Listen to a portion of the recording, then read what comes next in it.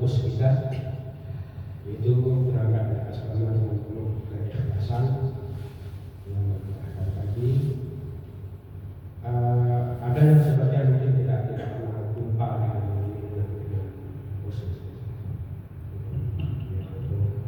Ada yang orang-orang pernah melihat wajahnya. Orang membantu kami itu paling utama itu memang tidak kenal, memang tidak pernah melihat. Masalahnya kalau dia membantu, misalkan doa atau semacamnya, kenal. Misalkan saya sama-sama Pak Fauzan ada masalah dalam doa, tapi waktu sehari-hari yang kemarin itu dia ada masalah dengan saya.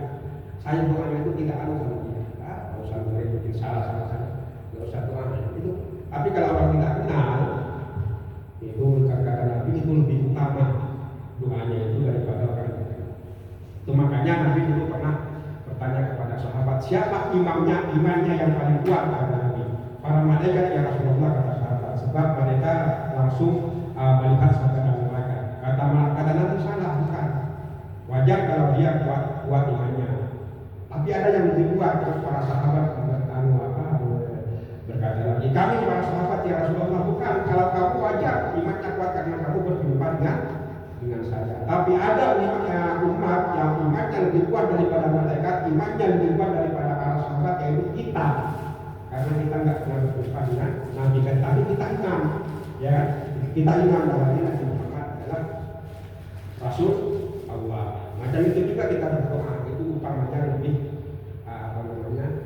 tidak. Tapi tahu nama bahwa itu bagus, tapi kita tidak pernah melihat wajahnya dengan lebih utama dengan keikhlasannya demikian. Walaupun kita tidak kenal, tapi nanti bila kita punya masalah melupakan orang lain, orang yang kita doakan itu tidak kenal kepada kita, nanti Allah yang akan membalas, kita akan didoakan juga oleh orang lain. Itu balasan Allah kepada kita.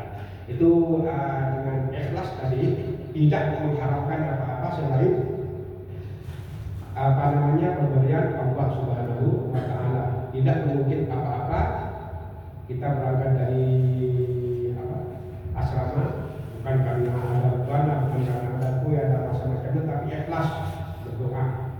Tidak usah diungkit-ungkit, tidak usah dipermasalahkan. Ikhlas itu kalau bahasa kasarnya, kalau saya ngomong begini, ikhlas itu ya, kalau saya kasih contoh, ibarat kita buang air besar. Pagi-pagi kita makan rica-rica bebek, kepedesan dikit masaknya. Tengah hari kita maaf berak.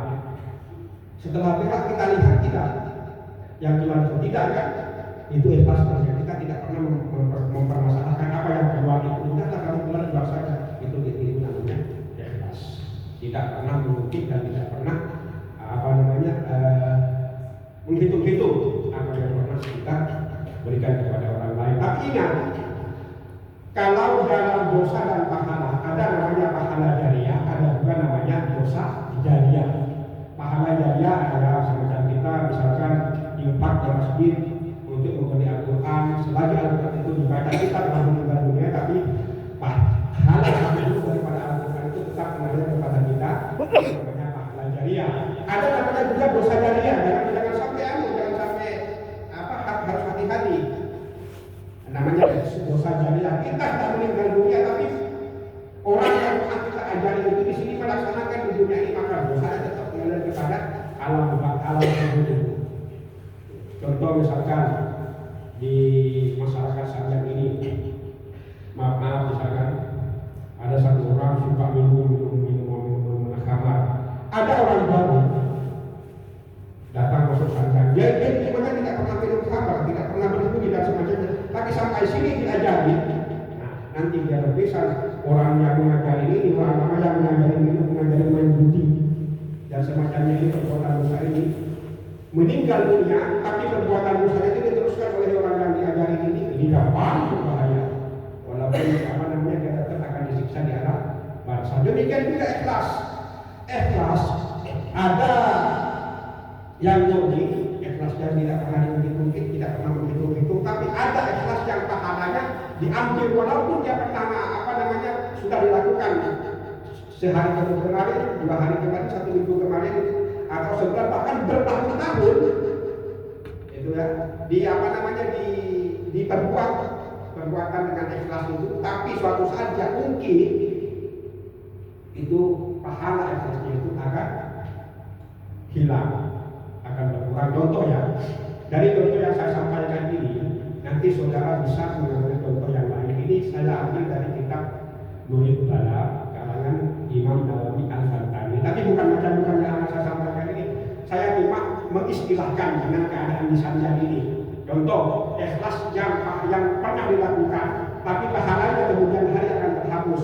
Misalkan, contoh, setiap saat saya paling kacang tanah, endar saya kasih 1 kilo. Ini bukan contoh, tapi fakta, kenyataan. Terus setiap saya paling kacang, saya kasih 1 kilo. Suatu saat endar ini habis gajian, mau pergi ke Sibu. Saya nitip, dan kalau belikan ini harganya 25, uang aku 30. Bawa endar pergi Sibu. Sudah beli barang yang saya titip itu, Pak, uangnya ada sisa ini sekian, agak murah sedikit. Ini sisa uang ya, saya buat belanja. Oh, saya bilang, aku sadar, kamu kan saya kasih, sering saya kasih apa? Kacang. Itu kemarin sudah saya kasih kacang, tapi beberapa hari kemudian saya ungkit pahalanya hilang.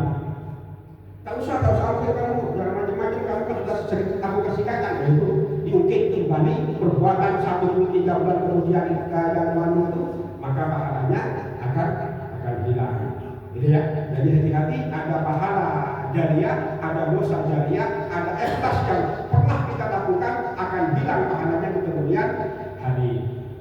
Kemudian saudara, yang sering saya sampaikan biar tidak salah paham dalam berjamaah, dalam pergaulan kita sehari-hari, ini memang hampir sering apa yang belum pernah saya sampaikan, tapi karena baru berkumpul asik-asik macam ini, saya ambil kesempatan untuk menyampaikan musafahah, artinya berjabat tangan atau salaman selepas sholat. Ya, yang ini saya ulangi nanti selepas sholat.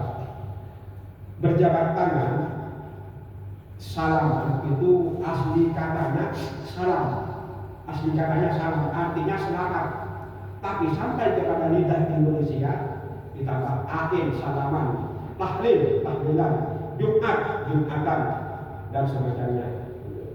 Salaman asli katanya dari bahasa Arab adalah salam, artinya keselamatan yang terpendek daripada kalimat assalamualaikum.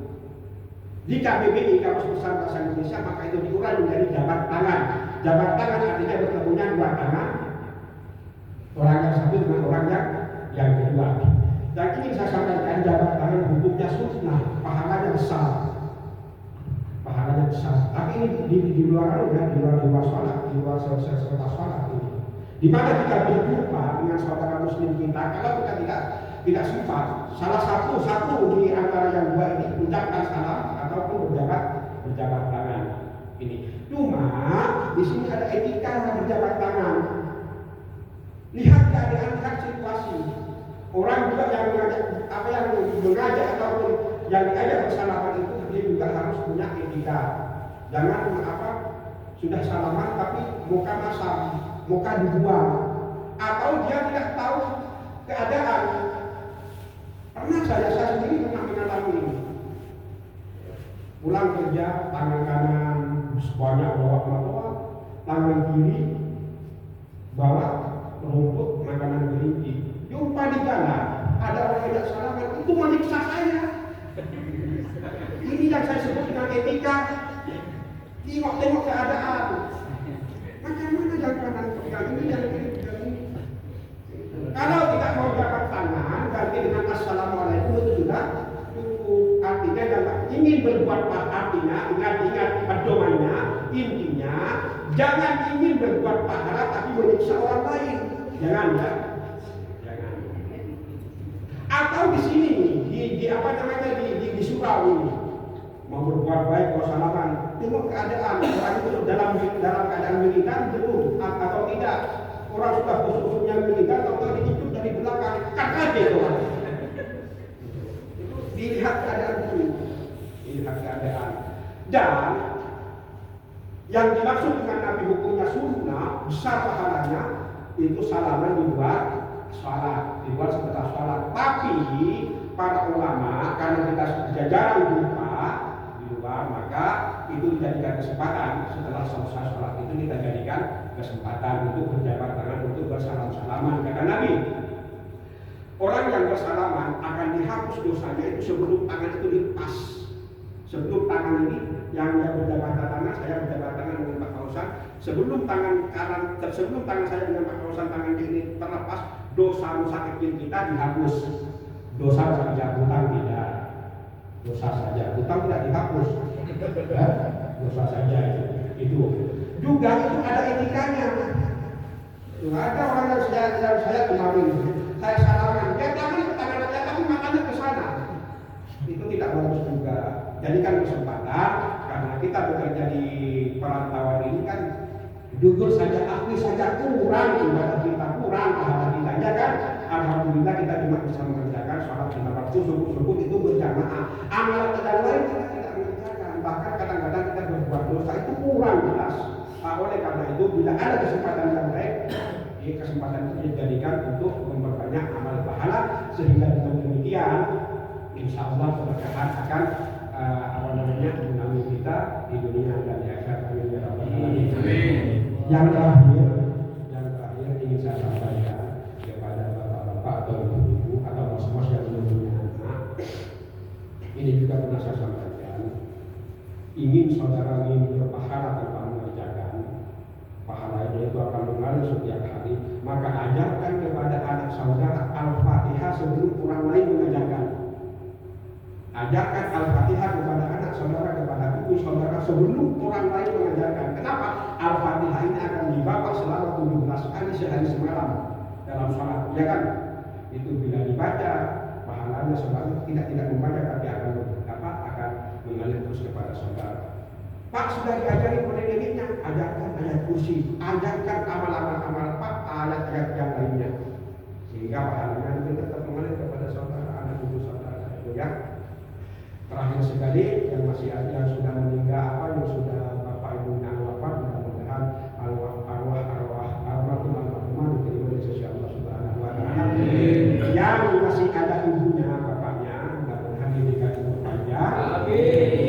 Nanti pulang langsung ke rumah kalau masih ada umur ibu sama ibu, usahakan suapin makan dan perhatikan apa yang akan terjadi kepada anak. Ini yang orang kadang-kadang malu, suapin ibu makanan ibu kita, suapin coba. Saya yakin di sini belum ada yang malu, yang nanti kalau pulang masih ada yang malu, suapin makanan. Jangan malu, kenapa? Dulu beliau tidak malu sama kita kalau itu. Jangan kamu malu, kok kita mau bersihin dengan demikian, insya Allah kita sama-sama dunia. Amin ya.